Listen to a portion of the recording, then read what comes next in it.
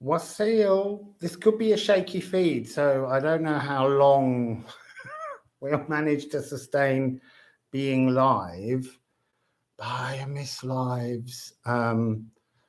And I just did a test and it kind of worked. It was a bit blurry, but yeah, well, we'll do it blurry. So, Wassail Upton. So I wanted to talk about a kind of switch round that takes place today. I mean, in some part of the world, worlds plural. Today was Wassail. Oh, you see, I've got new glasses and I can't see. Wassail Jaleen. I really thought I'd be able to read them, but it's a little bit dark at the moment. And I'm sitting back because I think if we can do this long enough, the sun will intrude as it comes round. So, Wassail Kathy. So, yeah, in some parts of the world, anyway, as I was saying, Wassail Eve, Wassail Sylvia. It's still a full moon day today, but for where I am, it was yesterday evening at around 8:35. And so today, Venus has gone stationary retrograde and Chiron has gone stationary prograde. So there's like a switch round. And I don't know whether you saw in the thumbnail, which I've already turned it off here. So let me just pull back up the image that I wanted to share with you. I've been looking through to make sure I had all the right information. I don't know whether you'll see this. Oh. Hang on, people. Let's try and push up the... Oh, it's on full. See, I wasn't going to do this live and I was going to superimpose the image, but I will put it on my community page. Oh, I could do that in a bit. Let's see if we can see any of this. No, we can't. There's too much sunshine. So what I want to talk about is in the heliocentric. Let's just say hello to some people. Let's take these glasses off and have a look at you all. So who else have we got? Wassail Green Clean, Wassail Laura Kavanagh. So in the heliocentric version of the universe, where you put the sun in the middle and you look at where all the planets are in terms of the solar system, I use this for sound healing. And the really interesting thing at the moment is you have the sun, and then I'm going to have to do it as if I'm looking, so it'll be slightly backwards for you. I can't do it the other way. So you've got the sun, and just up here is the Earth, and then you've got the moon and Venus and Ceres, and you've got Gaia, Uranus, and they're kind of driving a line across all of the rest of the planets that are below, and it's like they're blocking off the energy. So we're sitting in a kind of, and they're all in retrograde in terms of Gaia, Uranus, Ceres, and Venus from today. And with the moon, they're like a kind of cradle, a retrograde cradle that's bringing a new form of energy, and it's kind of holding back the frequency of the sun, Saturn, Jupiter, Pluto, Mars, Neptune. It's just like these energies which I would call Gaia Uranus consciousness. You've got the seat of the soul Ceres and you've got the higher heart. But interestingly, they're creating a different chord. I am going to have a check to see whether you're all writing we can't see anything, because you might not be able to. So depending on my signal. So let's just go to the music. I'll put the music under there and hopefully you can hear it.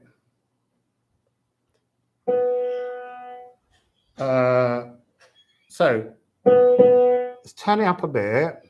Can you hear this?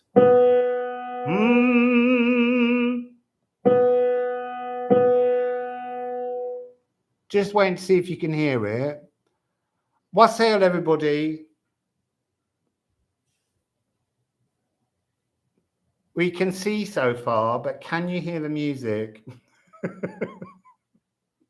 Good. Okay, so what I want to listen, I want you to listen to is the chord that they're creating. So Gaia, crown consciousness, Uranus in Taurus,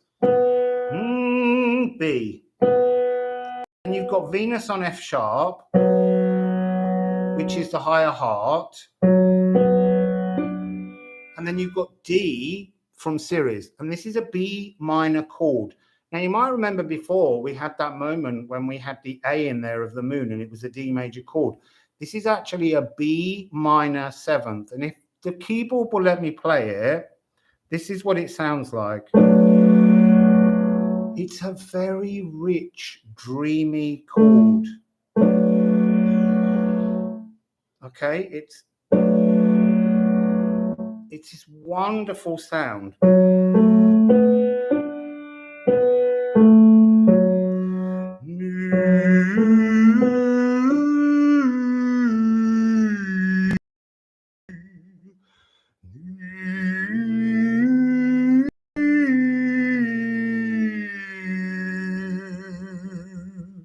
Really, really dreamy. And it's interesting because it's kind of like an emotional setup for a chord that we're going to be feeling much later in a different key, but the same energy.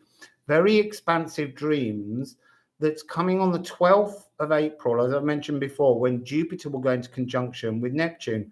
I don't have the bowl today. I couldn't carry everything upstairs. My mind was racing. So it's a very beautiful, rich chord at the moment. And for a while, we're going to keep going around with the Earth, and the Earth's not going to leave their energies, and it's holding down the frequency of all the other planets. There's something, I want to kind of say, very feminine about these energies. There's something very beautiful about them. But it's not as simple as like it's a load of lady energy. It's just an emotional energy, a very knowing energy. And with that 7th of the moon, it's so dreamily beautiful over Christmas. It's almost like they're shading us from the traumas that are going on below. The traumas will work their way through slowly, but they will come through as the energy of Neptune and Jupiter first, and that's the energy we want to be looking at. Saturn and Pluto will not peep at the Earth until the Earth travels round enough for them to come underneath the sun and reach it. So Venus particularly is kind of driving back, holding back the energy of the sun as well at the moment. And she is, as she's going backwards, about to cross the Pluto. And we've done that reading, Cindy and I, Awakening to Spirit. And you can look at that because that concerns Christmas, because she goes back in front basically on Christmas Day until the 28th. So it'll be interesting to see what we get today, because we're going to look at the 3 planets to start with. The other part of it that we're going to look at, if you remind me and we get enough signal, is Chiron is turning direct. And it's at 8 degrees of Aries. Remember, that's our primal wounds. And it's coming direct again. And it's heading towards the fixed star of Algenib. I mean, Algenib's at 9 degrees and 9 minutes. So it's 1 degree away. So the energy of this star is already there. And we're going to have a look at that too when we move on. But for the moment, let's start with Venus, Ceres. I feel like I need to build the chord. So I think we need to start with the B, the root of the chord. Well, you see, and that will make it interesting, Kathy, because it's at 8 degrees as it turns round. The thing about it takes until the 29th of January for it to get to the exact 9 degrees, 9 minutes, because Chiron, when it's in Aries, moves very slowly. But we're not doing Chiron yet. So stop it, Kathy. Sidetracking me. So Wassail Laura, Wassail Tanya, Wassail Delinda, Wassail Candice. I think it says, I can't read properly because the screen's a bit dark and I've turned it up as much as I can. So we're looking at Gaia Uranus, B, crown chakra, the root energy of this chord of B minor 7th. B minor with the 7th. Ooh, look at what we've got.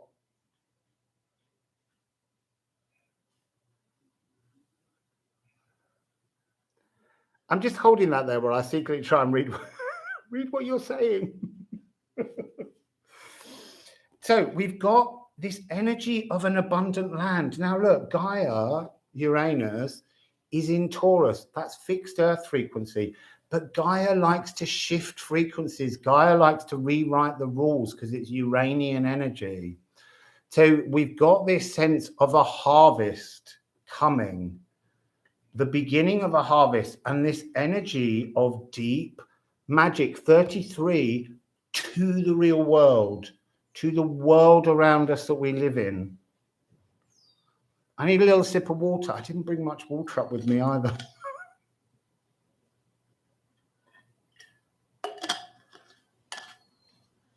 I'm having to take little tiny drips. I'm going to turn the piano off because we don't need excessive energies bursting through. Now, I want to take an Odin.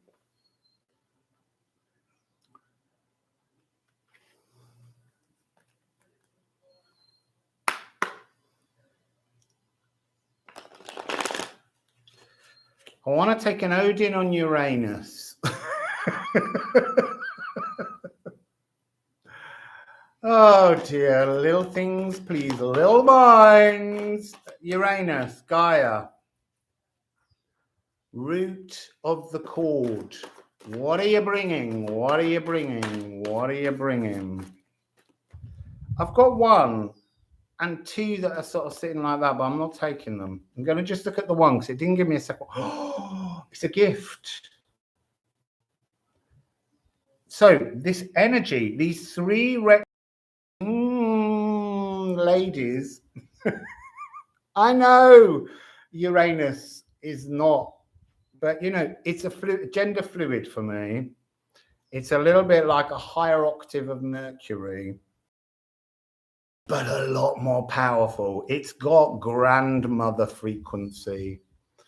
So there's a Niederwiller, Svartalheim, a gift being made. And the thing about this is I always see the gift as truth, clarity, and there's these little costumes in the background, and they always feel like a change of persona, a new energy mantle, some kind of transformative frequency that we're being given. So I'm hearing the song Who Do You Love Now? I don't know what that is. It might be someone I talk to sing. But yeah, who do you love now? Who do you love now? I think it's meant to be you. But that's what I'm hearing. Who do you love now? So let's get some other cards. Alchemy of Astrology. Oh, well, look, you see, that's interesting. Those R's sound like a bird wing. You're kind of on a moment that we're going to get to later there, because Chiron's fixed star, Algenib, is the tip of the wing of Pegasus. And Jupiter's just done the tip of the wing of Cygnus. And there's something in the fixed stars frequencies about taking flight. What I like is it feels, and we're getting ahead onto Chiron again, but it feels like Chiron's about to become a Pegasus, a flying Sagittarian. I think we had that in a reading once. So, Alchemy of Astrology. What do you want to tell us about Gaia, Uranus? Ooh. You see, that's what it is all about. This is what Uranian energy can't abide.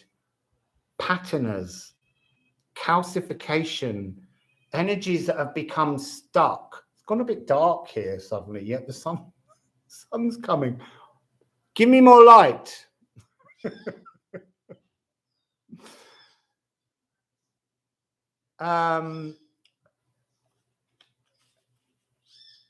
Anything that's rusted is dying unless you clean off the rust, because the rust will slowly eat and corrode. So there's this sense that Uranus is coming down to polish away that energy. Pisces, this card won't stop coming out. This is the alchemical 12th process. This is when you have, if anyone's, an alchemist able to do whatever's necessary, it's Gaia, Uranus.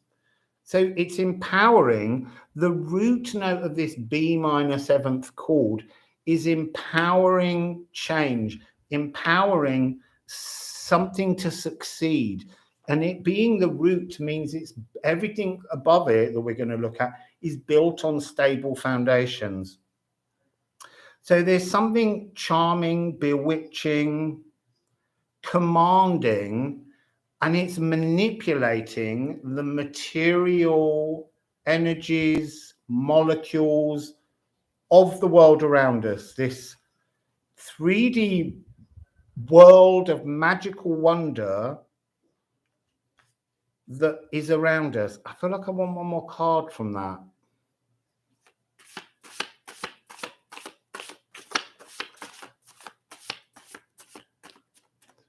So we got 2 more. See, greedy.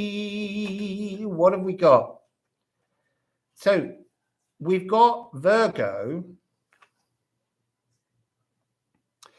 So this is about distilling, refining. Well, if you're going to scrape the rust off something, you are refining it. You're pulling off what is no longer needed.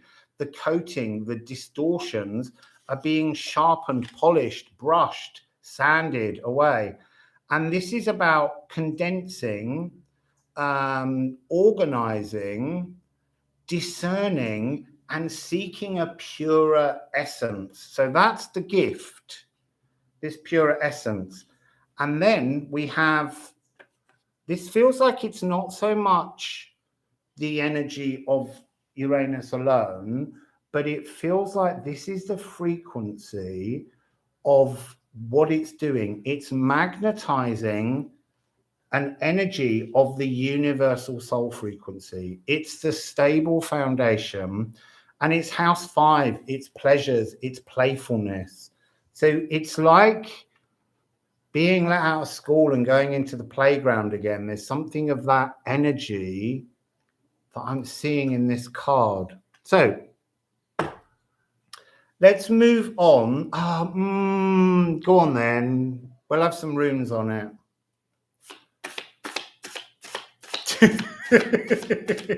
It's very hot up here, I have to say, and the sun's getting brighter. It's very humid. And I hope you can all see and hear this. I'm just going to keep saying that now and then because the signal can be a little bit troublesome, but I'm just giving it a go until it falls apart, which hopefully it won't. And also because I miss this. Sitting up here all on my own is lovely, but it's nice to reach out to you all. So, runes, Gaia, Uranus, runes. 2 runes. Oh, Reem, I hope you're watching. She's here. She's come to bring the light back. Hell, the returning light. Oh, she's the healer. Right now, the healing energy, the frequency is Uranian energy coming through the crown consciousness as the bee and healing us, giving us cunning, giving us knowledge, And I'm drawn to bringing the balance between the B and the D of Ceres, the seat of the soul, into the heart. And then I feel like the moon, the third eye, is what we do with it. So that's that energy. It's 13 frequency. I know I always say 13 frequency, but I love a bit of 13 frequency. It's interesting that my friend who wrote the music with me, his record label was called 13 Records. And I'd forgotten that. And it's just interesting that sort of 14 years ago, my sound healing creativity was under a label with the number 13 in. So, how is everyone? How is everyone today? Moon was intense when it came up last night.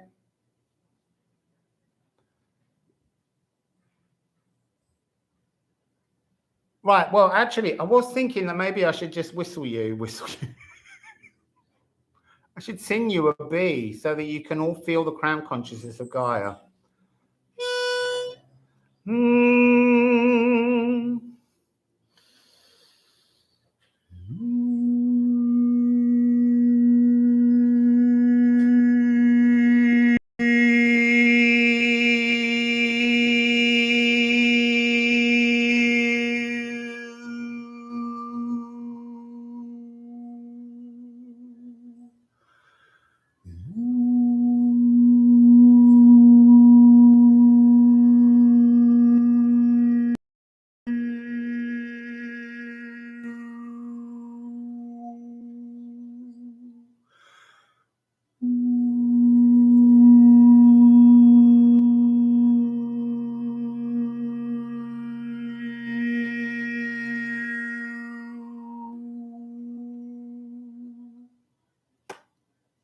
So that was fun. How did that feel for you? I'm doing very well, thank you. The heat. I've been to the opticians. I've been to the dentist to see what can be done about my sad lack of teeth in the upper jaw. And I'm going back on Monday to have some work. Nice and deep. Hooray! So that was B. Now we need to move to the seat of the soul, Ceres. Also in retrograde.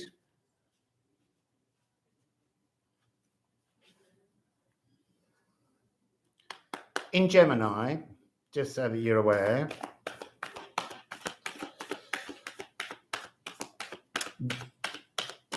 We'll come to the D, I think, midway through the D. We just need to let that B settle in before I go, putting a D in your bodies. So this is the sacral, the seat of the soul. Yeah. Good luck with it. It's she wants to remove some more teeth, and I'm like, I'm really sorry. Right now, no more teeth are coming out of my mouth. You're gonna have to give me some kind of bridge that will just cope, because when I had a plate before that was fitted, it being behind my two front teeth and trying to do sound healing, it kept making me gag.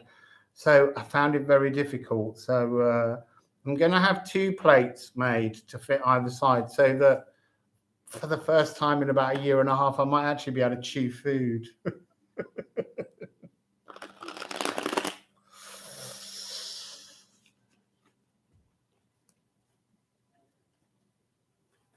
Wassail, everybody. So we're going to go on to this sound, and I'm going to do, I'm actually going to be thoughtful and say to you, if you can afford to send me any donations, not towards my teeth and my glasses, but in many ways, yes. But in buying maybe some food that I can chew in about 2 weeks when I get some teeth. So yeah, it's PayPal me /rustling around. So Ceres, people.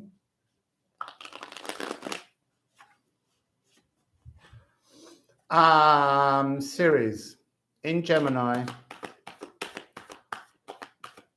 Obviously, as I said, guys in Taurus.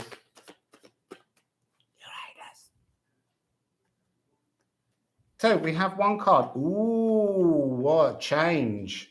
Like, I'm seeing a vacuum cleaner, a brush, a broom inside, going down here. I think it's linking to the reading I just did with the moon in Gemini about the two dreams. It's about sweeping your entire sacral, polishing out, again, that energy of rust that was there in the root foundation. This is a minor third. I suppose I should play you the minor third. This is called being organized and knowing just what you're going to do. So here is, that's the B of Gaia.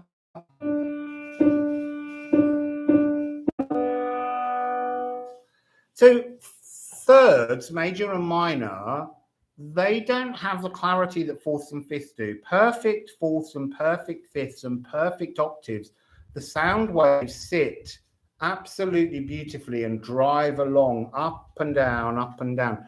When you get these harmonies of thirds and fifths, which are very common within music that we listen to, they have an energy where they bounce against each other. So there's a comfort, but there's also a discomfort. It's a harmony that has a disharmony as well, but we would call it harmonic, but it has a kind of a tension.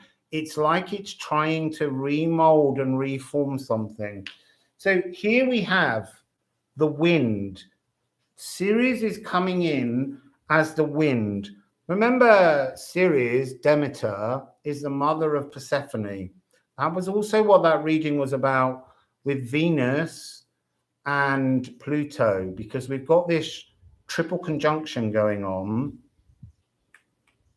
She's going to go back, and then Venus is going to carry on. We'll get to Venus in a minute, but she goes all the way back, and then she comes back and goes in front of Pluto again.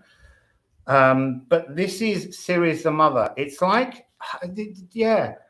So I'm being shown again, sweeping the home, going through space, as if you're waiting for a loved one to return.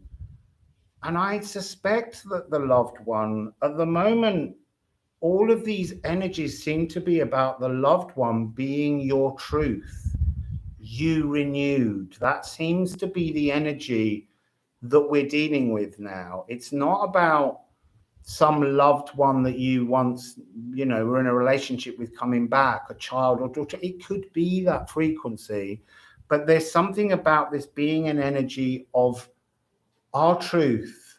There's a fabulous, huge bird of prey swinging over, and then a butterfly. That's about, the vulture is about decomposing all that you no longer need to turn it into compost for life to continue. And the butterfly, obviously, is transformation. It was an orange butterfly, so that's very much sacral frequency.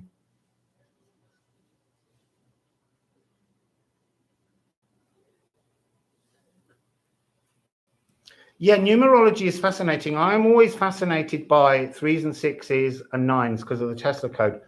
This card is always talking about a sweeping change between the molecules inside all the atoms. It's as if there's an energy coming in to kind of sweep it round and bring in new energies, new electrons, new forces to change the trap. Let's go another series.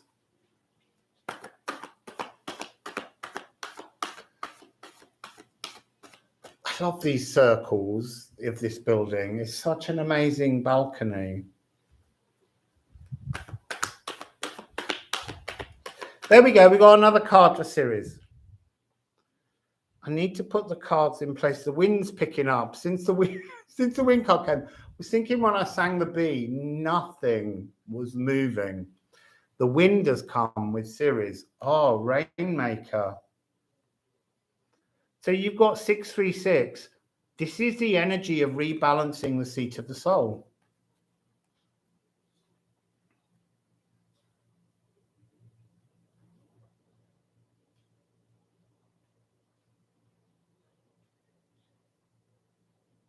Look, the thing is, it might be my internet that's messing up. I'm really sorry, but it's a very weak signal for uploading.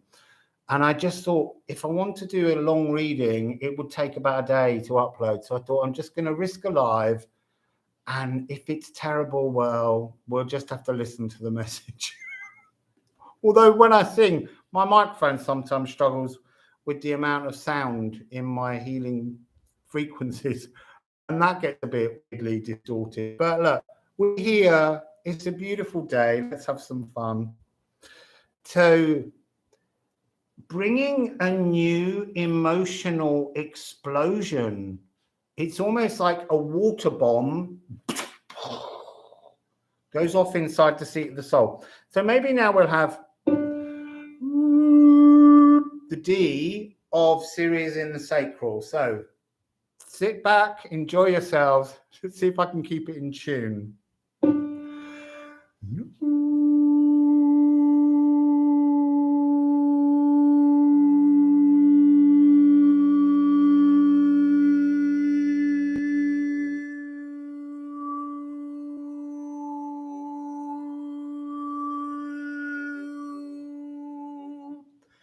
There's a lot more breath down here than there was up in the mountain.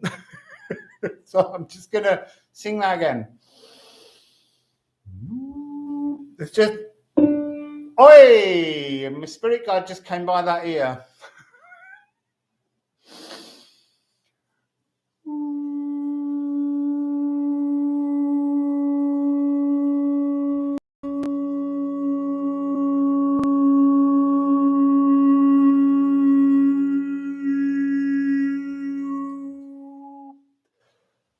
That got really strong, really strong. And as I sang it, there's loads of flies have appeared around me, and all the trees are moving now at the sides, making nice little rustling around noises. So let's get some runes. I've lost where they are. They're underneath the little mini keyboard. Wassail friat. Oh. One of my rune cards. I can't help thinking it wanted very much to be in the reading. I'm going to have to, that wind's trying to steal my cards. Let's put them in a little pile. Divine Spark. The only reason I'm saying it has to come is because it matches the 6. It's a 6/6 frequency. So 6366, which is a really beautiful number. A divine spark. It's like that water explosion within the sacral that we just mentioned is fueled by aether, by a divine intention from Ceres.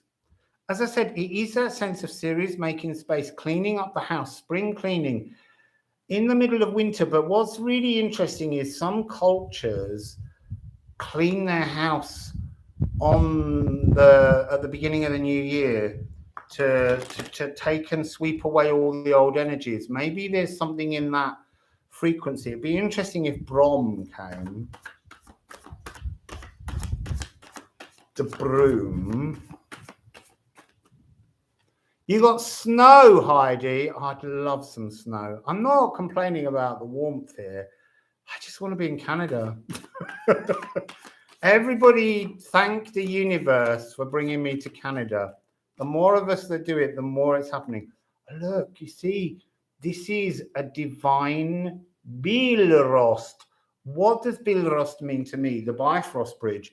It's the Rainbow Bridge back home. Where is home? The seat of your soul. You're cleaning the space in your souls, in your sacrals, to return yourself to something new. Yeah, exactly. It's to get to Cindy and Reem. I'll get to Rob eventually, but First of all, I need to get to Cindy and Reem and have some playtime with them. And some snow. I also want some maple syrup, and I want to see a Canadian autumn. I want to see those colors. So thank you all for just putting me in your prayers and seeing me in Canada. It's how we do these things now. We just put them out. We put them out into the ether of the internet, because we're in the age of Aquarius, and Aquarius is the internet, or rules the internet in many ways. So we're just putting it out there, making sure that the universe has to send me there. So I kind of want to say, it's interesting that the crows are kind of, they're flying in the direction of dreams. And I'm being told it's again this full moon, because we're in the full moon energy now. This is 2 dreams. The energy comes down to earth, and it's giving us 2 dreams to return us partly to our astral home and partly to our earthbound home. This is that energy, the Hemfereld, the homeward journey. I need another one. Yeah, it must be so gorgeous in Ontario. I've been to Canada twice. I went when I was 17, but that was in August. And then I went to work with an artist out there. It was like minus 22. It was January, I think. And it was so cold. I was staying in a very posh hotel. And you went up onto the 23rd floor, and you went into the swimming pool, and you swam through some like plastic butcher's sheeting. And you went out through a tunnel, and you came out into a swimming pool on the roof that was bath water warm. And it was snowing, and you were swimming, and it was the most amazing experience, except in my head I just kept going, well, this is a waste of energy, all this hot water just going off into the cold night air. Instead of really kind of like enjoying it, I was like, oh, this is appalling. But yeah, it was freezing, and I loved it. So Ceres, this homeward journey, the dreams. It's this is interesting. I'm being given, as I'm sitting here staring at that card, asking this energy frequency of the child that left the mother, the Persephone that went away with Hades, and then the child that comes back, who's a grown-up adult, queen of the underworld. You know, with all of her shadows on display, but also all of her love. But there's something about that being our inner child and our inner luminous warrior. It's time to clear out the home that the child has vacated to make room for the new adult child that's returning. There we go. We've got another one for Ceres. Oh, my favorite. Elfamir, the Elven ring, the light. This is beyond Gaia consciousness, this frequency. This is primordial energy. This is so higher dimensional. So when I've connected to it, I don't even know what dimension is. Wassail.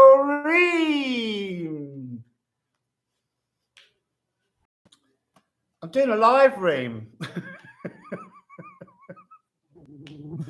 with a bad signal.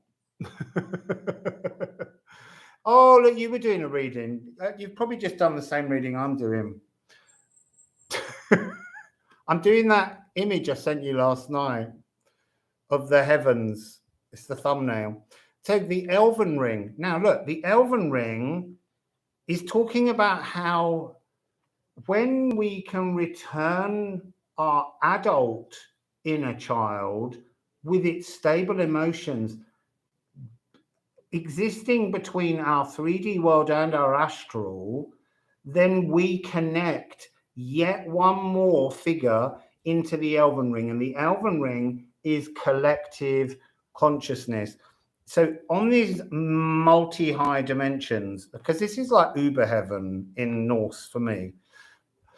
And I saw the Elven ring when I went to the Great Dolmen in Portugal near Lavre. And there is a reading for it.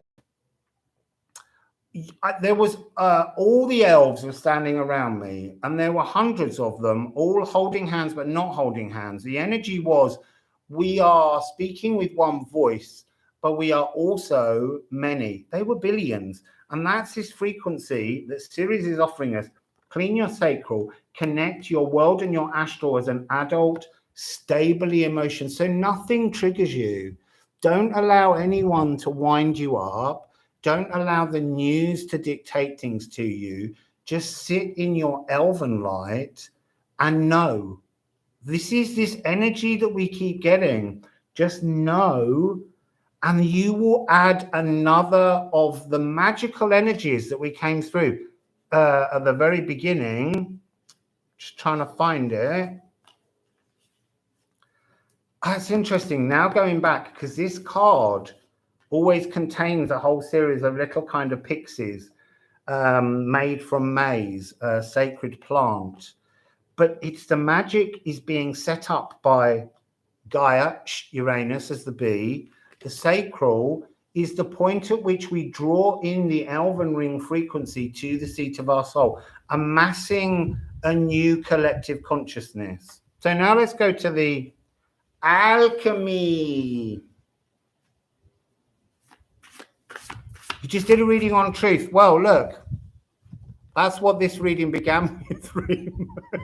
Began with the gift of the sword of truth coming to us and us changing our clothing. Oh, we got a really big spillage then.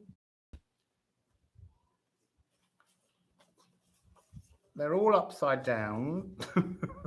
So we have Mercury, Quicksilver. This is coming across as, how do I want to call it? It's about the throat, but this is about like a snake charming. This is like the discerning the energy that's not fully honest.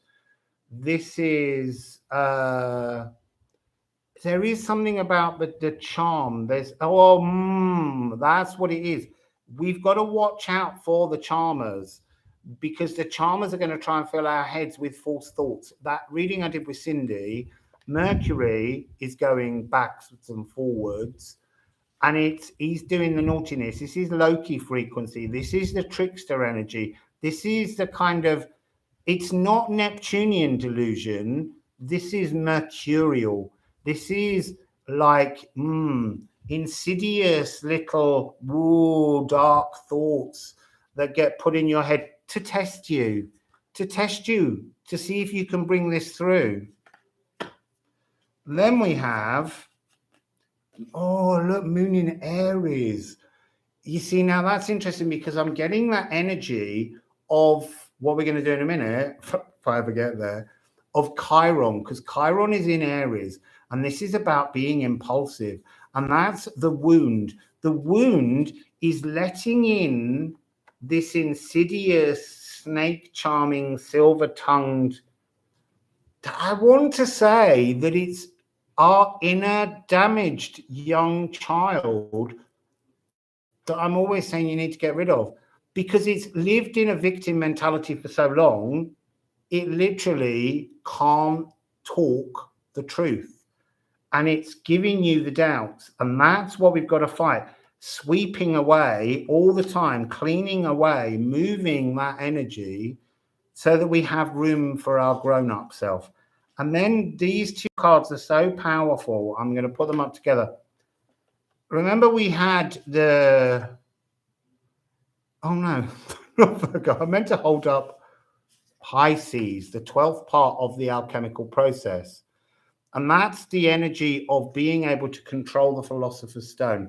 And that's the energy that Uranus is giving. Ceres is seating the balanced elements in the seat of your soul. It's part of this galactic opportunity that came with the solar eclipse in Sagittarius. In Sagittarius, Chiron, the centaur, the wounded healer. This is where the wounded healer heals, because at the end of the day, Chiron is a healer. Remove the wounds. You can remove the wounds, but the wounds are the damaged inner child. Because they're primal wounds. Chiron's, when I did that series, the wounds of Chiron,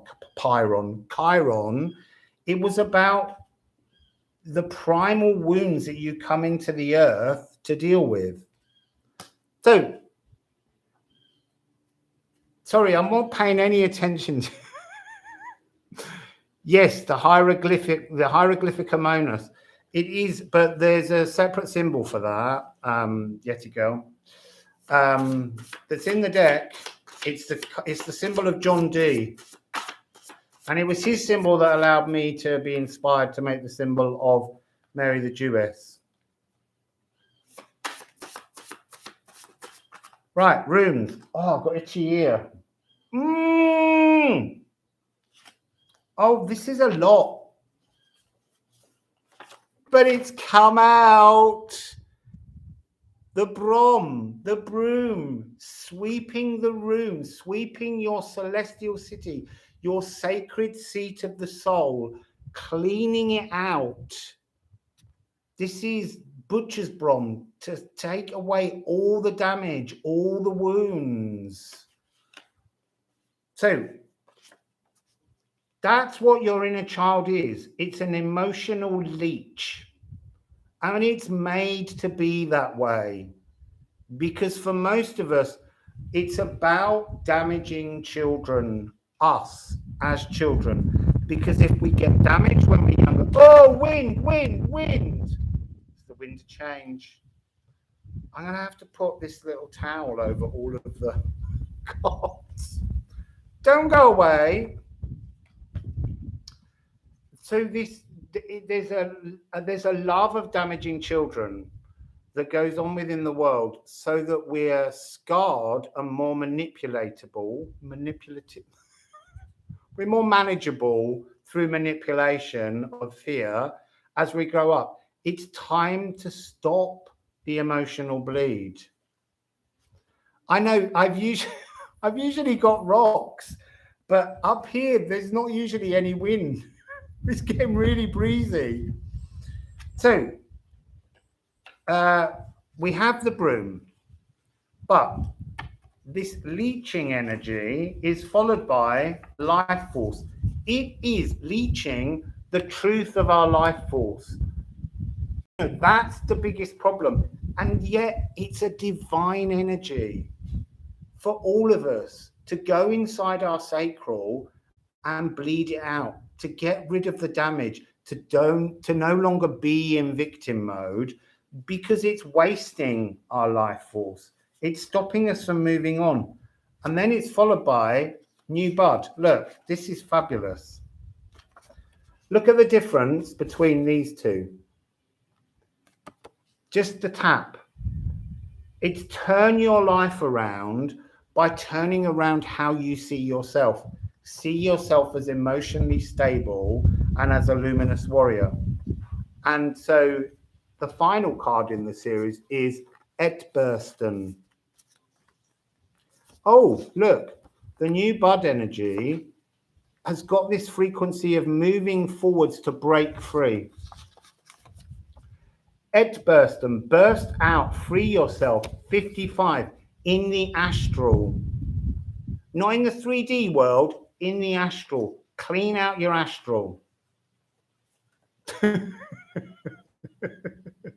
Oh, is Rob here too? Wassail, Rob. A fly went past that ear then, as if there's something unresolved from the past I have to deal with Rob Odinson. So now we're moving on to Venus.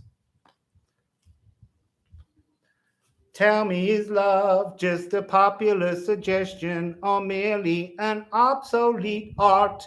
That's from One Touch Venus, a song by Kurt Weill, from a film and a musical. Right, so anyway, Venus, F sharp. So we've got Gaia, Uranus retrograde, Ceres retrograde, and then we've got Venus retrograde. B minor, beautiful chord, very deeply emotional, but bright in its inspiration. So, I'll have another sip of water. I have to go easy on that. I didn't bring much up here.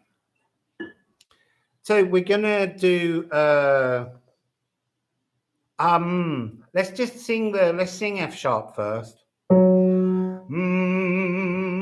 So here is,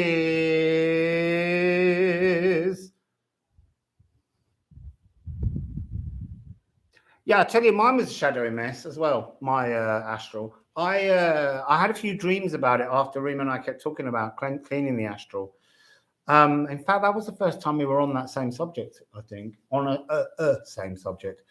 And I had a dream, and in my dream, all my ancestors were there. I didn't recognize any of them because they're really ancient ancestors. They've been using that space for a long time.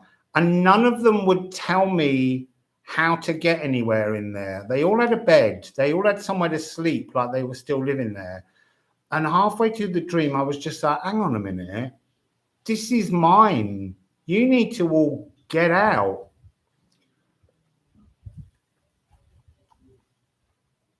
Oh, thank you. Yeah, I have new glasses. I've actually ordered 2 more pairs because I break glasses quite easy, and I was down to 1 pair and no optician. So I thought, right, I'm going to get 3 pairs. This pair have got a little, has got a little plate that goes over the front to give you some protection-ish. But they remind me of my very first glasses, little round golden glasses, and I thought, do you know what? Just revisit an old look because I'm looking old. So, oh, sorry, I was going to sing an F sharp. Stop confusing me, people. I might have to kneel for a bit. Been sitting cross-legged slightly too long. There we go.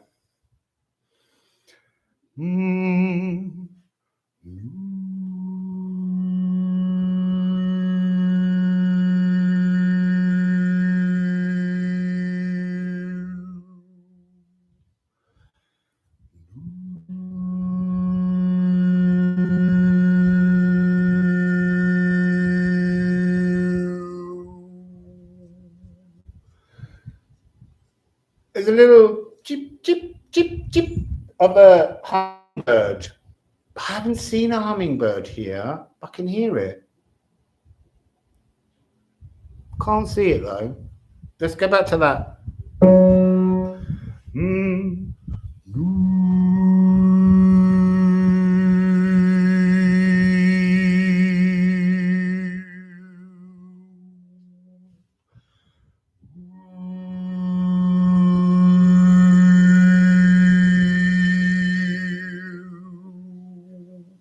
There's a hummingbird type card. That was the end of the moon reading, beloved. And this is higher heart chakra. This is Venus. So, Venus. What do you want to tell us? What do you want to tell us? What do you want to tell us? What do you want to tell us? That's really interesting. The wind stopped while I sang Venus. And now it's getting stronger. There's big changes. This cradle of retro planets, Ceres, Venus, and Uranus. We'll get to the moon in a minute. They're bringing some kind of change, a sweeping change. And as I said before from that thumbnail, they've cut the energy out of the world, of the rest of the planet's influence on the world. They're putting a stop to the energies of the big boys at the moment. There's one.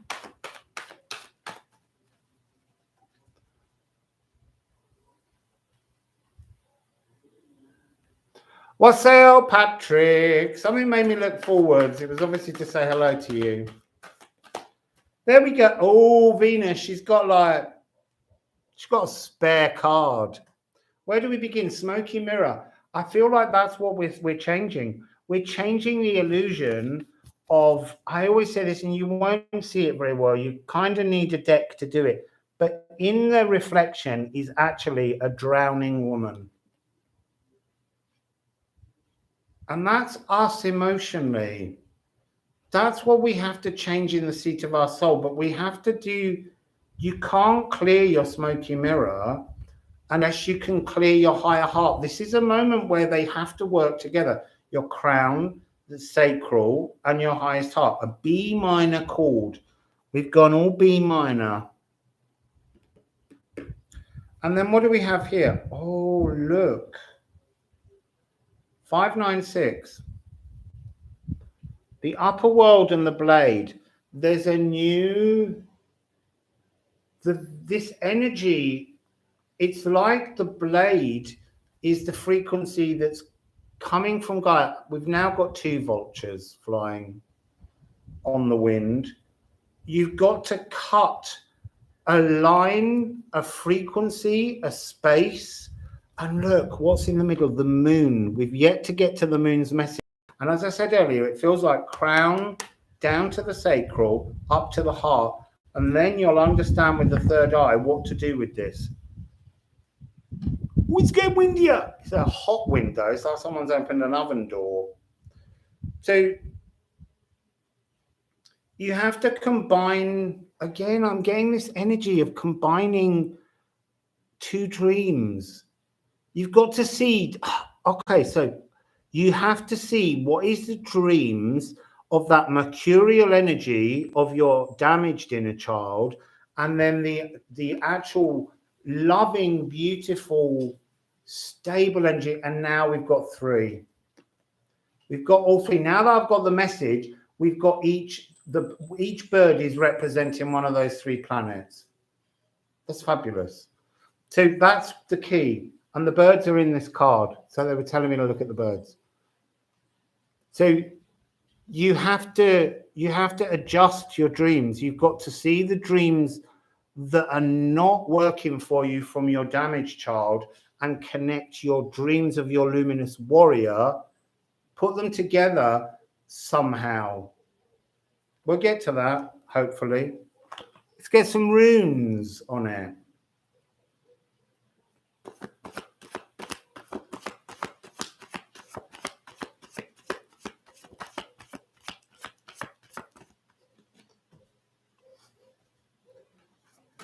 Oh, there goes one. There goes another. Oh, look, Venus, she's on 3s now because it's something about the 3 energies coming together. Everything else was 2. It begins with Logia, but it came out that way. But what they were trying to tell me is, if I can lift this towel, I need the, there we go.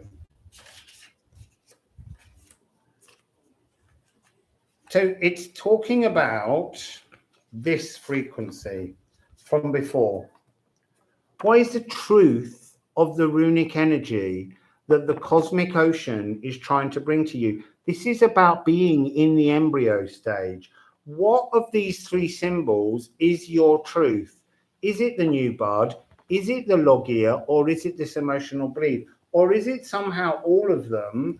Or mirrored versions, smoky mirror. Where's the smoky mirror gone? When you look in the mirror, who do you see? Do you see that old person that you've seen all your life? Or do you see somebody brand new because you've transformed things? That's the message.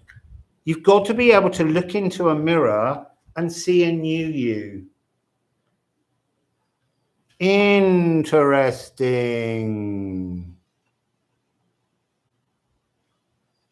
So we have that. I need to put them back with the right bits. Otherwise, I can't find anything later. So we had Logia. Look. And what was in between the emotional bleed? The draining of life force. When you connect to the true luminous warrior inner version of you, the sun comes back, the life force changes, it becomes colored. It's that energy of the Villoldo, the Bifrost frequency that we talked about, the pathway to connect you to a new version of you. And it comes with Thurs. Rob loves this card so very, very much. This is, for me, Hawthorn, Blackthorn, Blackthorn. It's the energy of something that's not comfortable. You know, this is not going to be an easy ride because you've got to face prickly shadows, sharp shit that are the briars blocking your future frequencies. But this is beautiful energy. This frequency here is talking about an energy of transformation, an energy of joy, an energy of bliss, but it's in the embryonic stage. You have to pluck it out. You have to, it's almost, you've got to use the thorns to kind of pick up. So it hurts, but you got to pick it up. You got to bring it, birth it. You got to birth the new you. So let's have Alchemy of Astrology.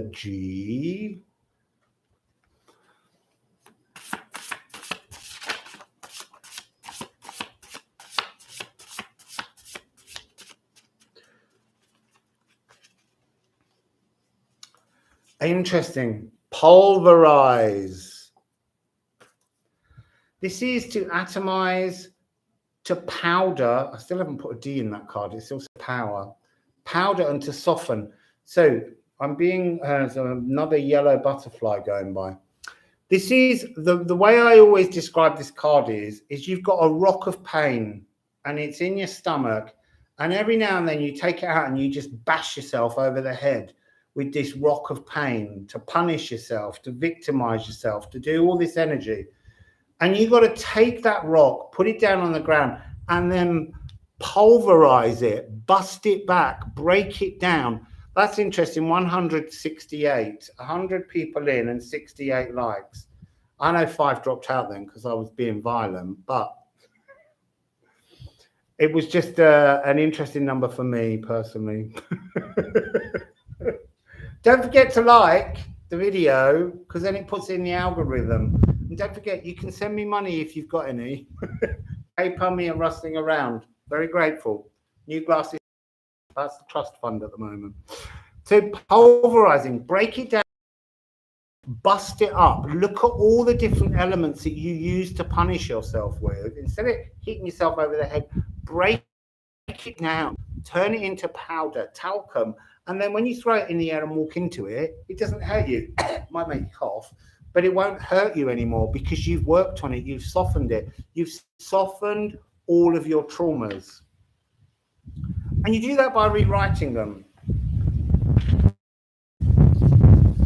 Oh, that wind. Oh, getting strong. I touched the piano and it did a little.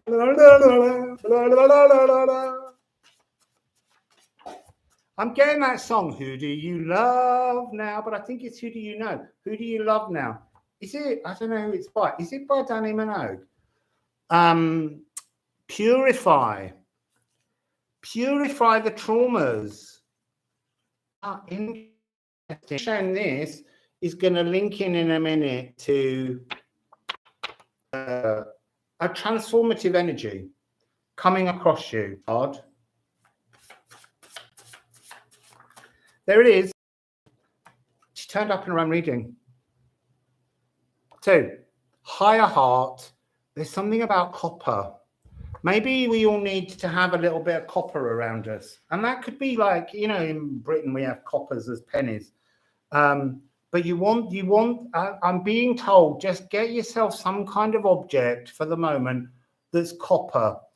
Because copper itself, if you wear like a copper bracelet or a ring, it kind of stains your finger. The whole point is that you almost need to have some kind of physical energy left upon you from something, an alchemy, where it's working against the salts and the sweat in your body, leaving a mark, because you need to remind yourself that that's what you're trying to do. You're trying to transform. So yeah, she's come up, F sharp, in her own reading. Now let's get some runes on that. Getting dead feet. Sitting on my bum on a hard concrete floor.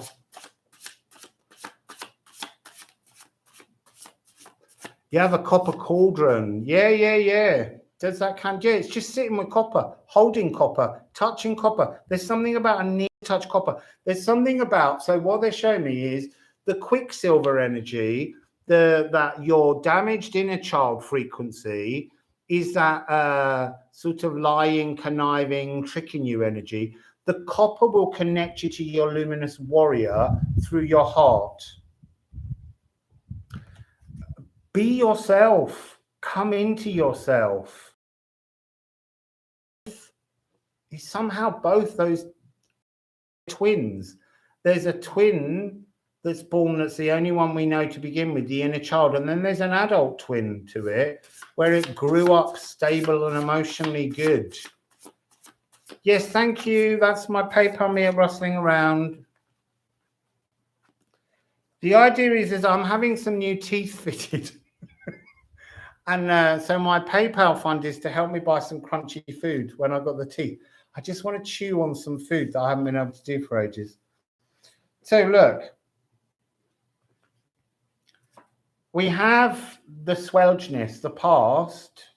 As I've been talking about this, the damaged child and then the adult luminous warrior, that's their two frequencies. Look, if you look at these two, you can almost pull this into shape by bringing this energy up and pulling that down, and it will become the energy of bliss.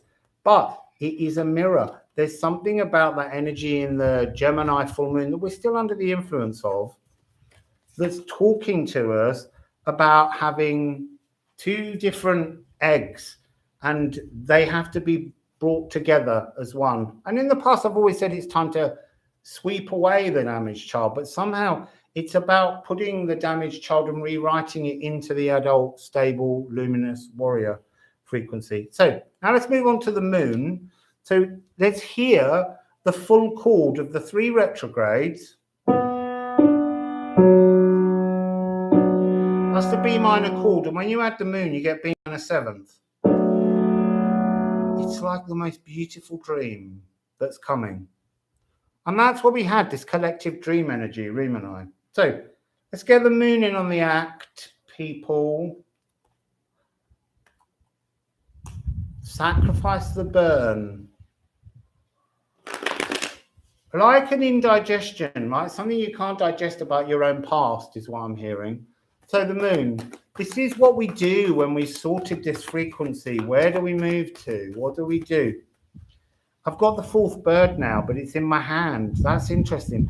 The others were flying in from the cosmos. Once you've connected with the frequencies and done what they've been talking about, then this becomes the energy in your hand. A bird in the hand is worth 2 in the bush. I don't even know what that means.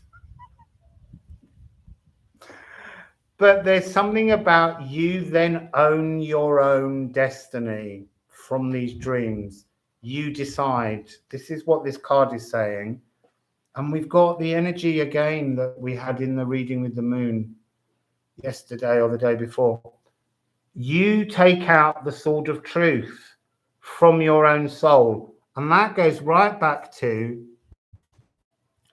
Uranus and the Nidavellir. The elves, the magic world has created this gift before you were born.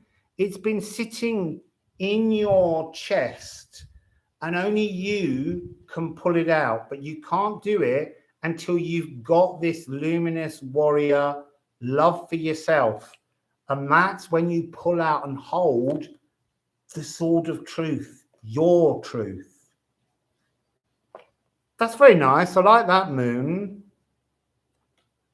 So, runes for the moon, runes for the moon, runes for the moon. Oh!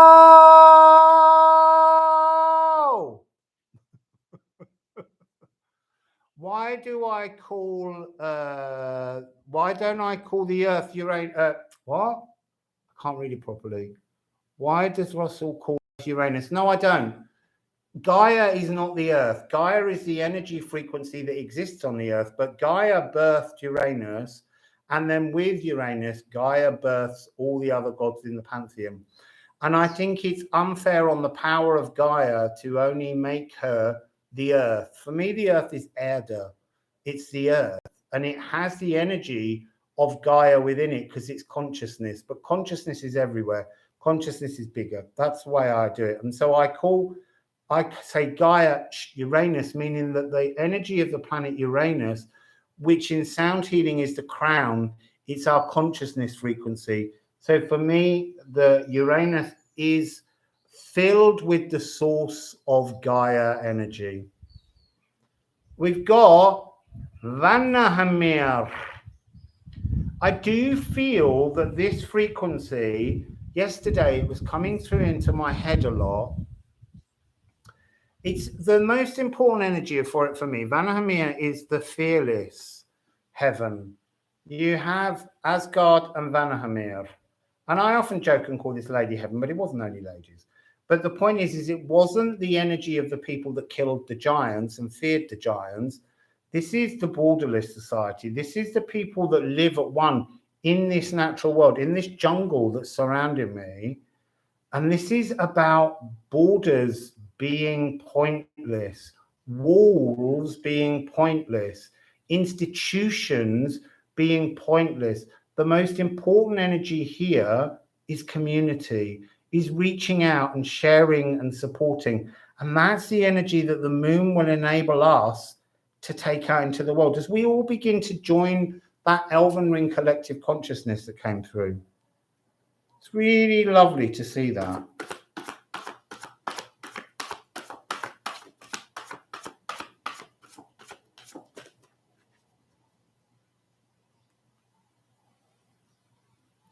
Oh, did they? Yeah, you see, I'm really feeling them, Rob. They just wouldn't leave me alone yesterday. I just kept seeing Vanahamir. And the thing was there are no borders. That's what they kept saying. It's like Médecins Sans Frontières, but somehow this is more like goddesses without borders. We will not be hemmed in. Maybe it's wishful thinking for my need to get to Canada. Look, we've got man has returned. And we've had this with an earlier frequency. It's like what was just you plugged into yourself becomes something grander in the world as you step in control of your own truths and emotions. It's a wonderful energy. So let's have some Alchemy of Astrology on this.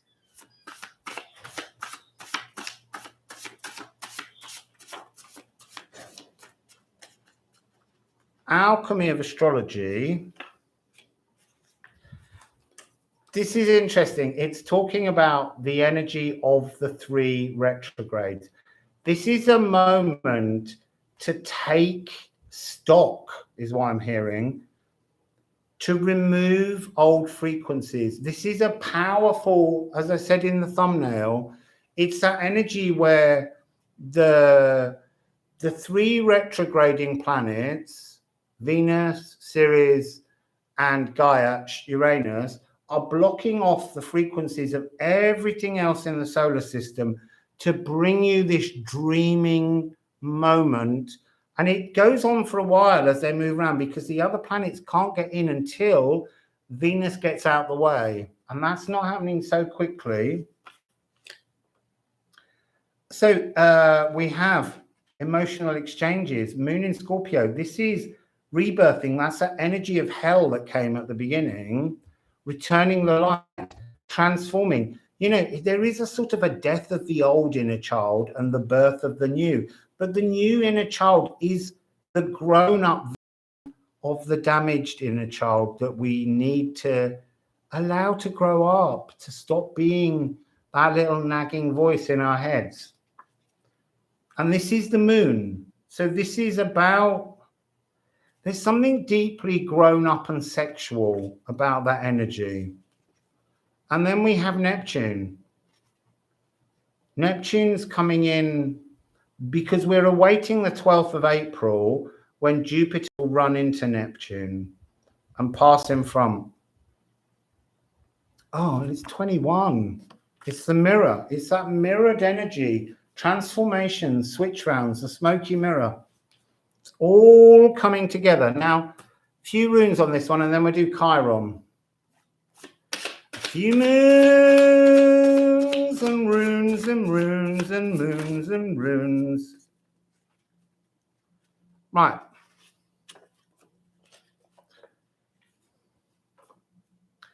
So, Kanafa.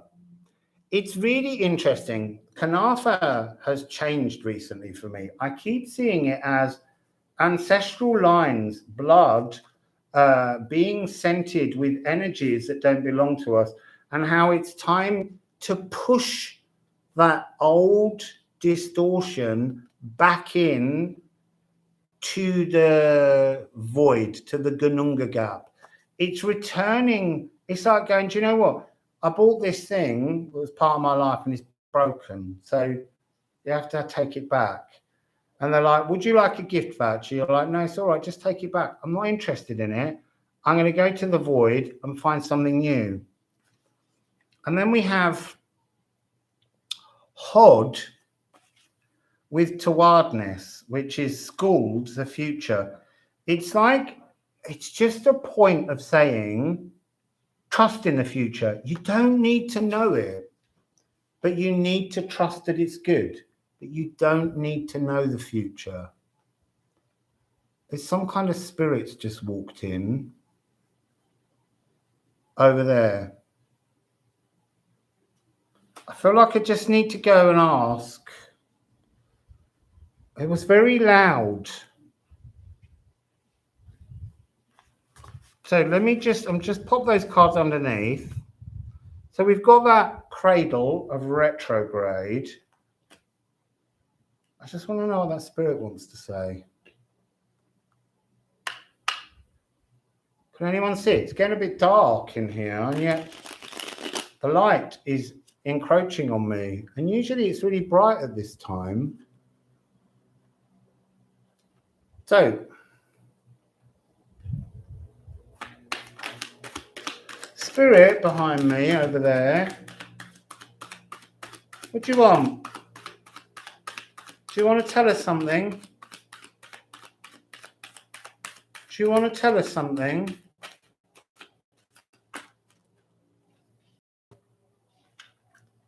Seven of Pentacles, failure. And then in contrast, the King of Pentacles and the Nine of Wands, which is solar eclipse energy. There's something about, something very coordinated about these cards. Oh, I can't hold them up. There's something about this steely, cold grey and this sunshine coming from within us. I feel like it's talking, it's trying to say, it's like praising what we've just talked about with the energies coming from within our sacral, reaching your sacral. Everything's been a failure. This is also talking about how it's a carry-on frequency that won't fully land until the 14th of May, which is the lunar eclipse after the 30th of April solar eclipse. So I'm just going to ask one more shuffle on the person standing behind me. I don't even know who it is. Who are you? Why have you just come in? It's moving around again. It's over that side now.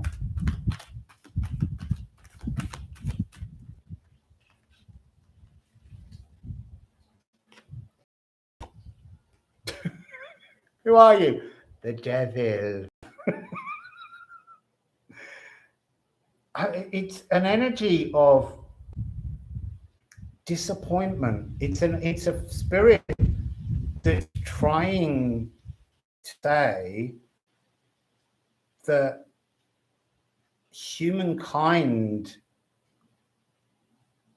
just naturally traps itself.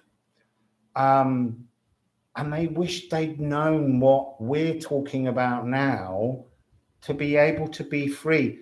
That they wish they had Tree of Life, key. They wish they understood how to move past Yggdrasil, because for them, their life, lots of ants now, their life was a steely failure for them. And they wanted this. They wanted this energy of a luminous warrior frequency, but it wasn't there for them. I'm sorry. Would you like to say something else just before I go on to Chiron? Would you like to say something else before I go on to Chiron? Would you like to say something else before I go into Chiron? This card has just fallen out, and it's balanced between my legs. It was balanced like that, and it was sort of tipping. It's just saying, really, people, retune your sacral. This card is always about retuning your sacral. Stop right now and retune yourself. Find a way to grow. Find a way to become golden, luminous warrior. Luminous warrior. Thank you. It was nice.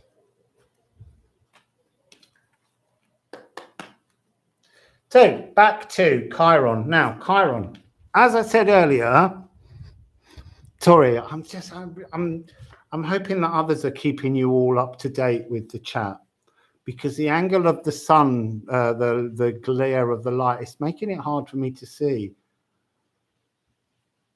I'm going to watch it afterwards and I'll read all your comments. Not that I really like watching myself back. So Chiron today has gone stationary direct, and it's at 8 degrees of Aries. And as I said before, it's our primal wound, and it's on the cusp of 9 degrees, 9 minutes of Aries, where it will fully conjunct the tip of the wing of Pegasus. It's like this whole energy frequency is about Chiron becoming a flying centaur. There's something about that energy. So I've written down a list of what fixed stars mean, but I think they're all a bit of a load of old rubbish, really. But what's interesting about this is, for the last 754 years, the tip of Pegasus has moved into Aries, and that's about action. That's about change. It's so we're dealing with the fact that Jupiter's about to go all the way through a whole series of fixed stars in Pisces, and will started already on the tip of the wing of Cygnus, and is going to move across the foot of Aquarius, all kinds of different energies, but a lot of body parts of Pegasus. So there's something about us being given an energy to increase our ability to soar like a flying centaur, healed.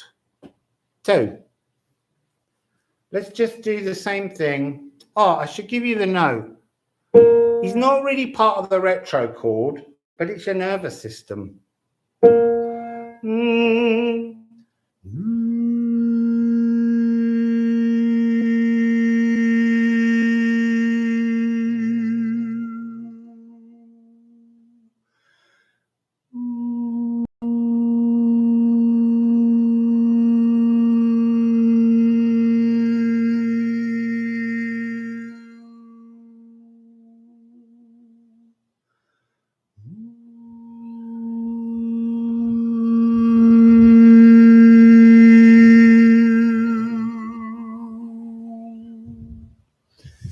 I don't think this one matters until the 29th of January in terms of the note, because it adds a dissonance.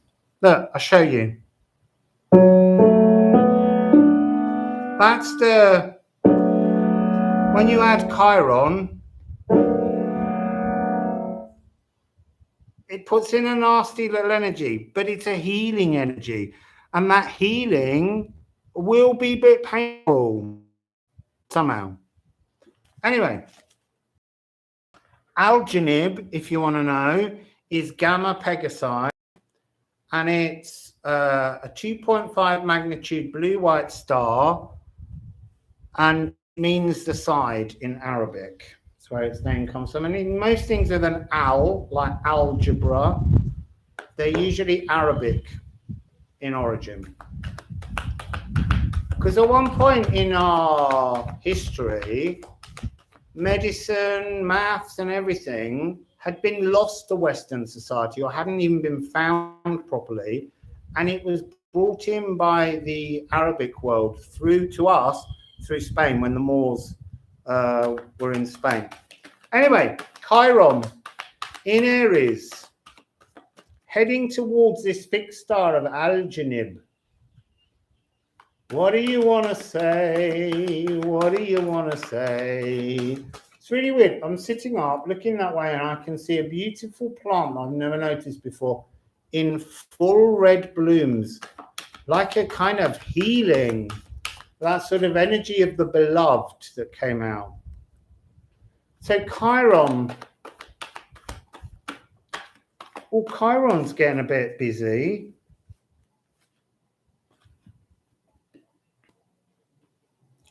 So 44, 444, healing, healing, healing, 9, a divine healing. It's a transformation of the soul.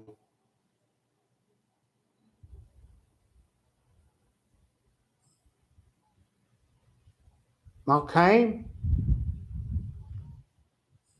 Don't tell me you didn't see them cards. It's a soul healing. That's what this whole reading, this moment in time is about. There's a soul healing, but the soul gets healed, and then there's benevolence coming because the wish card, Jupiter in Pisces, which is the 9 of Cups, Jupiter enters Pisces on the 29th of December until the 10th of May. And that's what we're working through. And then we've got this energy of, I kind of want to say stopping. This is, it's like standing still. It's like just stop and let this happen. Let this cradle of retrograde and this energy on the nervous system just pause. Like the wheel of fortune has to just sit still. And then suddenly, maybe on the 29th of January, everything will spin fast, move, and it's really spinning. It's like the Wheel of Fortune is a blur. The energy will rush forwards at that point.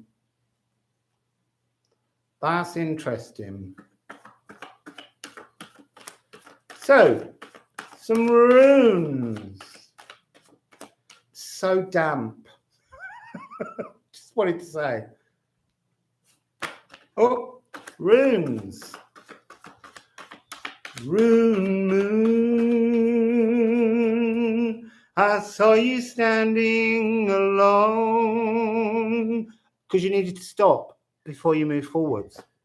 So what have we got? We've got one over here. Oi, Rob's. Oh, Rob's in the room. Huge, massive spiritual download of healing. This is like spirit to pulverize all the shit we talked about earlier. That big rock that you damage yourself with, and the norns. This is destiny. This is bringing an alignment to your past, your present, and your future.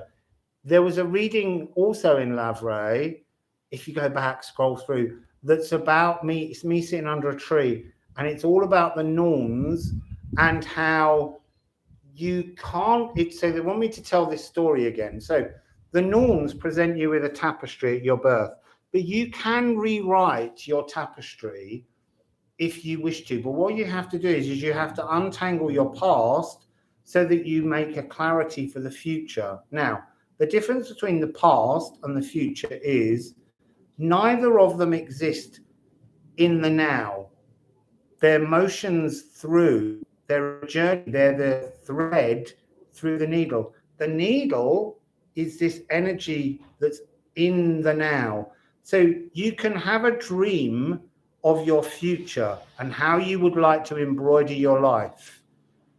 But in order to do that, you have to stitch it in the now, and you will only ever know that you've achieved it when it's in the past and you have to live in the now. And that's what this is. Stop. Fix your past and your future. Sacrifice the crap by healing your soul, and then suddenly there will be the spinning action to move you forwards. So let's have some Alchemy of Astrology. Not having that one yet. I wasn't ready for that one. I just wasn't ready for that one. There's a lot of white butterflies now.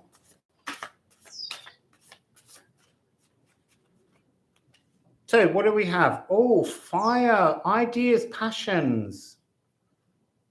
Interesting. That's like ignite them now, 6-6. It's referring back to earlier when we had 6-6 in the guy. Oh, look. Trine, harmony. It's philosophical. This is Sagittarius. It's a rewrite your philosophical mission.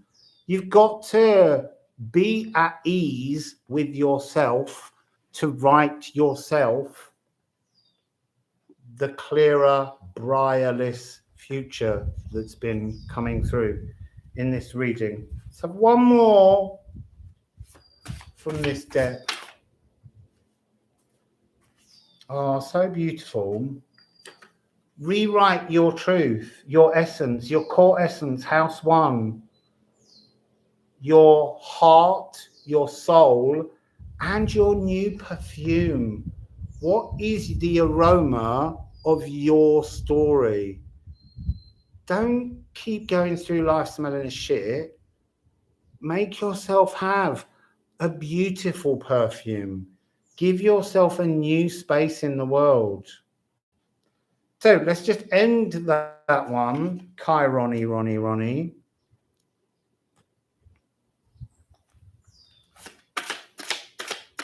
With some runes. There's a rune for one more. Well, I did get one more. It's so beautiful. Look, it's there again. The cosmic lagoon. This is it being in its truth. This is that energy now, not being a distortion, but being its truth. You're rewriting your, not your history, but your understanding of aspects of your past that have been bruising. You're pulverizing them down and you're bringing it into this energy where you transform things. There's a lot of 2s and 1s that have been coming up an awful lot recently. Lagoon. And then we have Elks. Protection. This is referring again to that energy of a part of your soul that's connected to an animal. So you correct your 2 eggs that came through, and they become 1. And then somehow the next stage, which I think is to do with Jupiter and Neptune, will be releasing the Kraken. The Kraken is your animal spirit. I don't mean we've all got a Kraken. I just mean it's big. It's an energy that's coming that's larger than this, which, although has been a major battle, is kind of trivial to the beauty and the power that will come when you connect with the truth of the animal spirit, who brings you fully into connection with the natural world. And a dragonfly just spun round and then just flew up past the roof. It's time to stop being a nymph.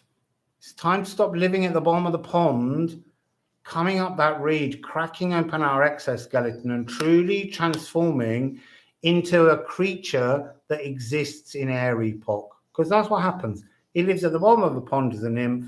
One day it comes out, cracks its shell open, and it steps straight out, no cocoon. It just steps out and it pumps its body up. It's now breathing air and not water, and then it dries, and when it's ready, it just flies off, and it knows a whole new world that's completely different. That's what we need to be doing. Right. I'm going to move a bit nearer and see if I can't see the comments. Might have to take my glasses off and read. Yeah, to make rumbles. I thought Kraken, oh yeah, Kraken is a rum.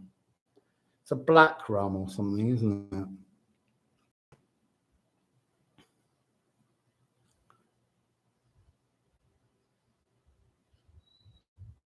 I love the Kraken. The Kraken is to do with Algol, Medusa's head. Perseus kills Medusa and takes her head to kill the Kraken so that he can save, what's her name? Forgotten her name. I want to say Desdemona, but it's not. Someone will tell me. She's tied to the rock and they're sacrificing her.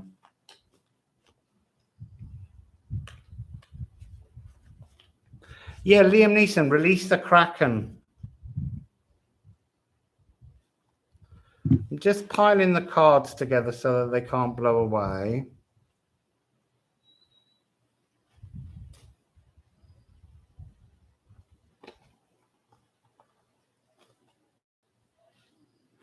Yeah, they are the most beautiful sign.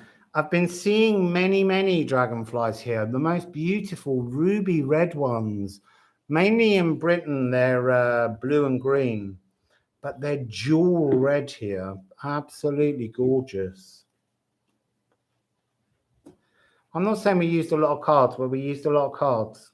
We're interested in that the bottom is a reminder of the gift of truth, our truth.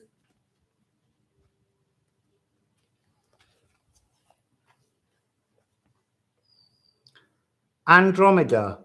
Yeah, it might be Andromeda.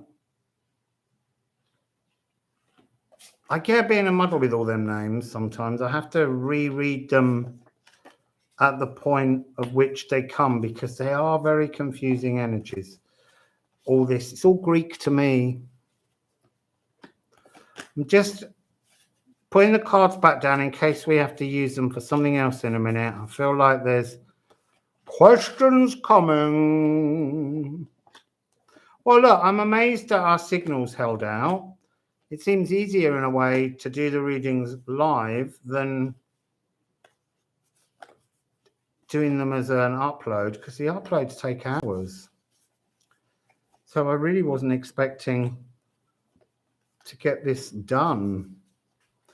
But I'm glad it worked because then it means we know how to connect. Because I was feeling I was missing you all.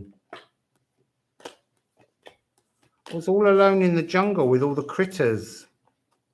Today's been like ants again. Ants in my pants.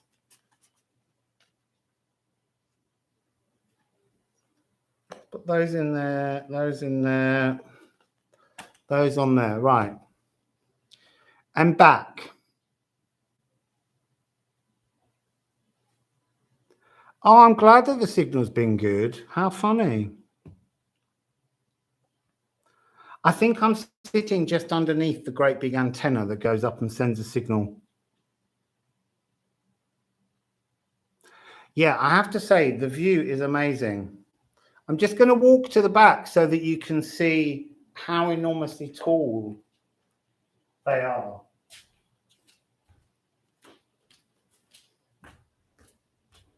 Because you don't get a perspective. It's very high.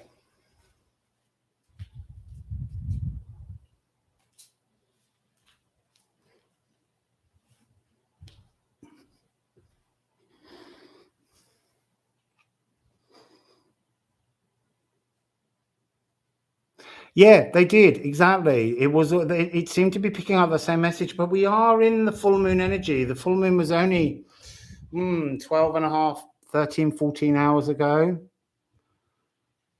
I have to wear my short shorts because Reem, because it's so hot.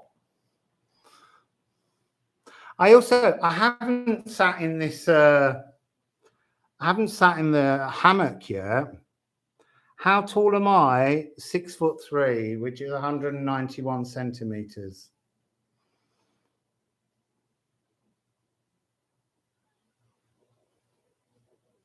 You can hear fireworks going off in the distance now. They do love setting them off.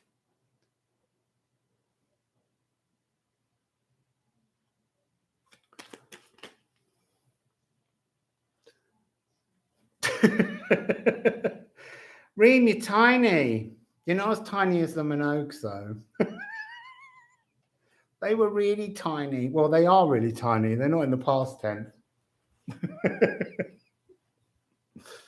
I need to come a bit nearer so that I can read.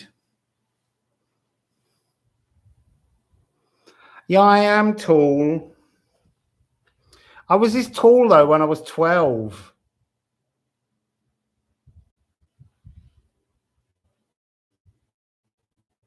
No, Laurie, what's really interesting is I like short shorts because I was a child in the 70s. And the reason I don't want to wear brown legs and then at my knees, everything goes, you know. And so I like to wear short shorts. But in Portugal, they were so offended by short shorts. And I remember reading an article recently saying that after this summer, it was meant to be the summer of short shorts because everyone was so fed up with being locked in. Everyone needed sunshine. So they were like wearing less fabric because we needed some energy from the sun. Yes, I do have Viking blood. It comes from my mother's side of the family, who were partly from Cornwall. And they were from a little tiny town called Mevagissey. And my great-grandfather times 8 was weirdly the Chief Justice there, which sounds very wonderful and impressive. And he would have, you know, lived in a big house. But, you know, he would have sentenced people to death. And that's not a pleasant energy. It's an energy of its time.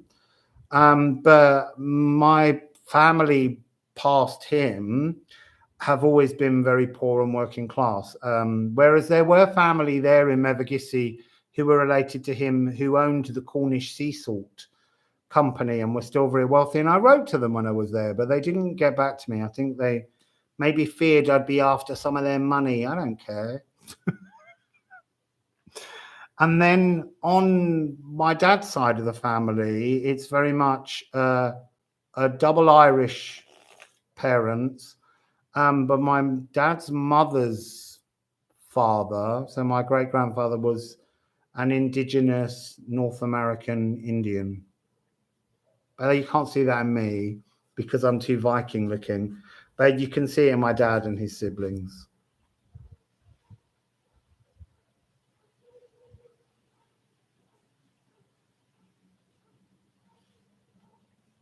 Yeah, Abdon. I really think that short shorts matter. I love a thigh. You know, I want to see men's thighs when I'm out wandering about. It's nice. Don't like all them long shorts. I blame footballers.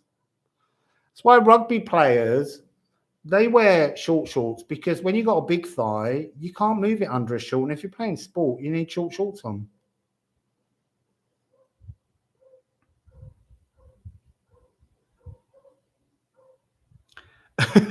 Short shorts, Mercury.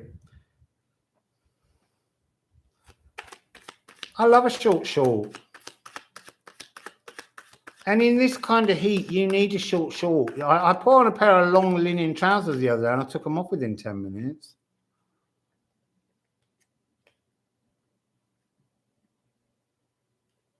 Wow, you see, yeah, I think I love it when women are really tall. I worked for a very wealthy family, and the mother was 6'1" and the father was 6'3", and their daughter, she was 12, but she was getting nearly as tall as me, and it was worrying the father that she would never find someone to marry her. And I just kept going, you married a woman who was 6 foot, so you were willing to do it. Someone will be willing to do it.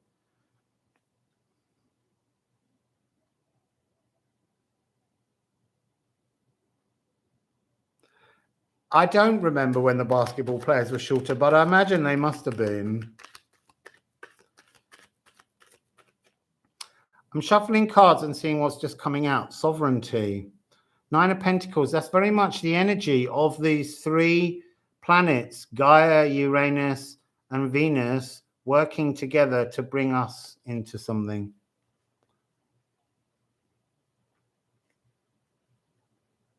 Yeah, maybe the air signs rock shorts because we need air on our bodies. I mean, seriously, I prefer to have nothing on. If I'm honest, I have no problem with nudity. Yeah, they're very much. I do have my Viking look.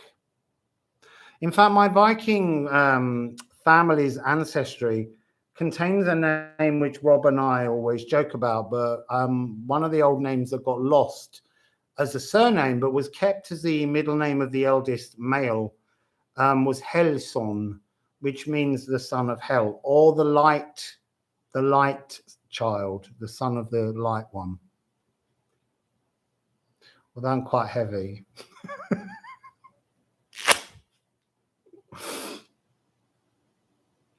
But so, yeah, I think that's why I have a deep connection with Hel. I love the goddess Hel because I'm her son, ancestrally wise.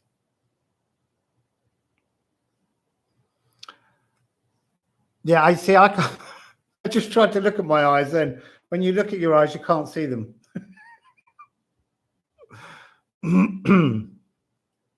Yeah, I love the name Helson. It's a really, really great name. There's a town in Cornwall called Helston, which is Hell's Town. It's a small village. I think they have a flower festival. Yeah, Reem and I love connecting with her. Well, so does Rob. In fact, when Rob made his runes, she was one of the first cards to come out. Let me see if I can see this a bit better with my glasses on now I'm nearer. No.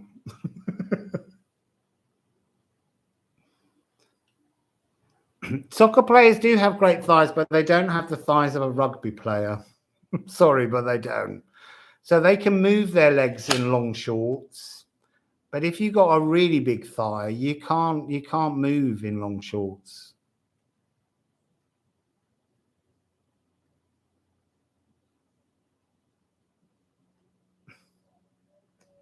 Yeah, it's not a very common name, I don't think, when I looked it up. Yeah, exactly. Flowy linen. But my linen trousers, they weren't super flowing, and actually my thighs just were making them a little bit awkward to walk in.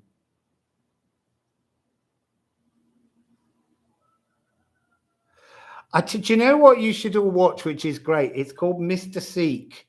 It's a competition that they have in Pakistan, and it's a bit like Miss World, but it's gorgeous, gorgeous men who have to show off their three types of, like day wear, evening wear, and sports wear or something.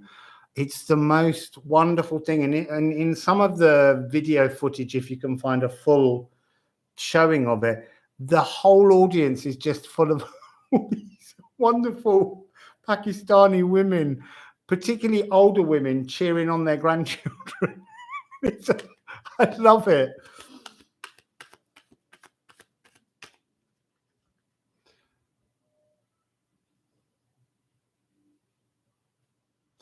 Yeah, Xanadu. That was an Olivia Newton-John song. Xanadu. Also, she does that song. I'm pretty sure the video of "Let's Get Physical, Physical" probably has short shorts in it. As does "Staying Alive 2" or whatever, "Night Fever 2" with John Travolta. He famously wears very short shorts. Better to look at him in short shorts then than now. Bye, Reem. I'm going to go and eat in a minute. I'm hungry.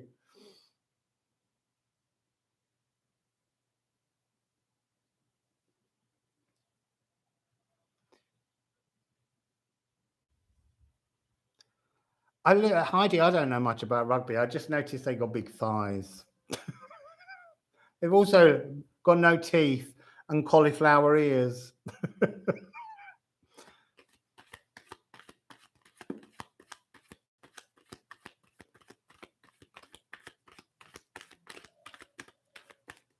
Yeah, headband and shorts. That was very much a look back then, wasn't it?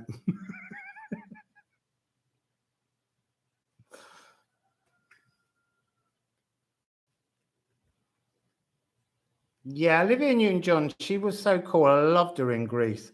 It's interesting, though, if you ever get the chance or the curiosity, if you get the original play of Greece and read the libretto, it's a really raw, aggressive energy, much more sort of deeply shocking than the film was. But, you know, I loved the film. My dad took me to see it. We were late. I missed the beginning.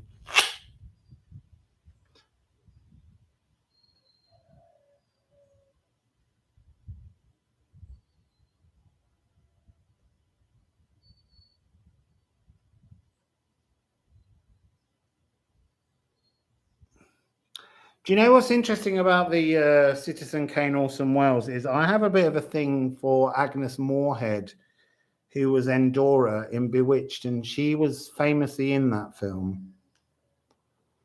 But I love Agnes Moorehead. And actually, I did a lot of research on her this month, on the 6th of December. She just kept coming into my mind, and it was her birthday.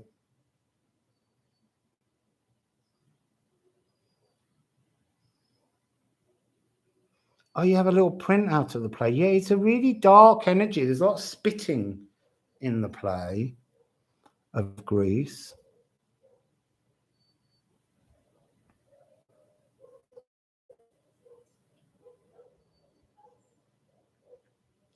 Well, the thing, Margie, about Gemini and Sagittarius, opposite signs, in many ways, any sign can be, you know, really compatible depending on all their other placements. We're never just sun energy.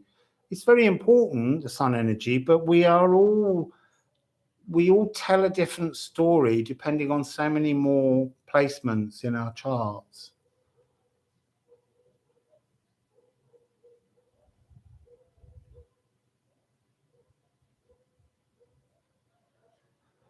Yeah, I have to be honest. I do believe that quite often.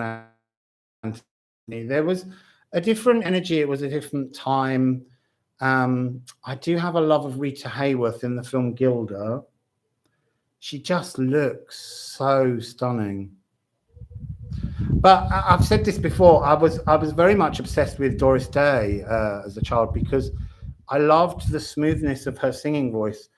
And I delivered a lecture on her life at the Royal College of Music. And I wrote and told her, and she wrote back to me. And I don't even know what I did with the letter.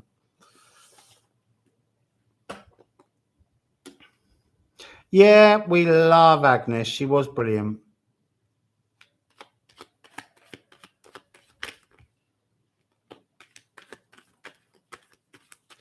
Oh, look, just shuffling randomly. Cosmic egg. That was also a message that came out with the 2 eggs.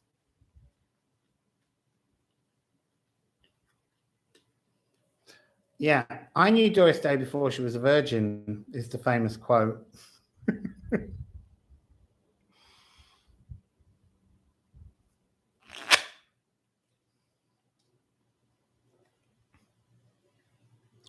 Yeah, she just, you know, gonna take a sentimental journey. All of her songs, just her voice is so smooth. It was interesting. She wasn't going to be a singer. She was a dancer, and she was in a train accident. And while she was recovering, and she couldn't dance properly, so she says, I've seen her dance very well in many movies, she taught herself to sing.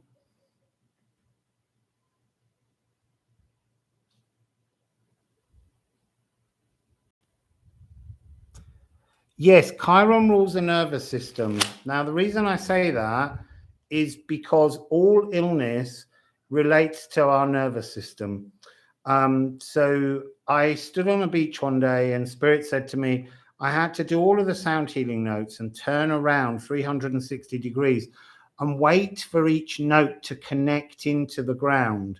So I just sang the notes and turned, and then they would suddenly get that thick energy and go down my whole body and into the ground. And then when I took out my app of the planets, there would always be a different planet connecting in the sky behind it. And so that's how I learned which planets ruled which energy centers in the 12 tones that I use in sound healing. Yeah, she's just great. I like Anne Blythe. She's gorgeous.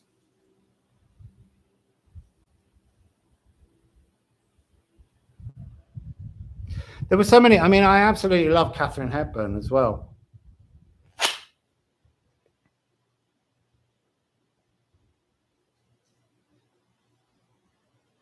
And actually, this morning I was really surprised. I don't read many articles about celebrities. There was an article in the newspaper that I read about online about Keanu Reeves, and for the first time ever in my life, I decided to read it, and I was quite what's the word I want to say? Fascinated by his story. Obviously, there's an article about him because there's a new Matrix film coming out. But I was just more fascinated by him and his life. Interesting.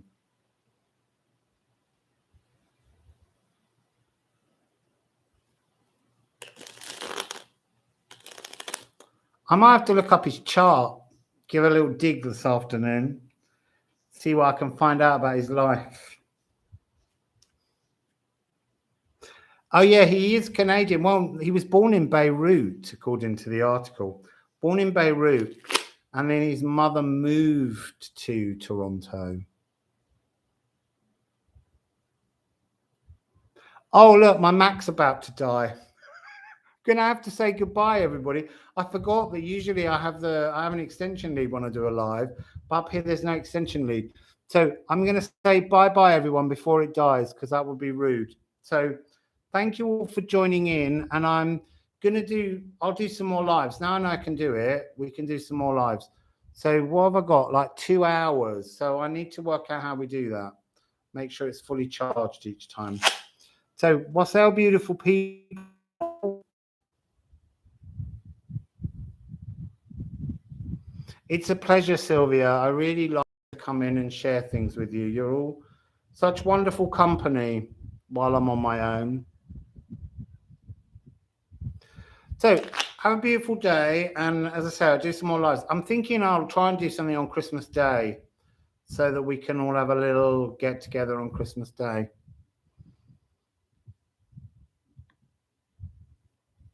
So, Wassail, beautiful people. Keep well.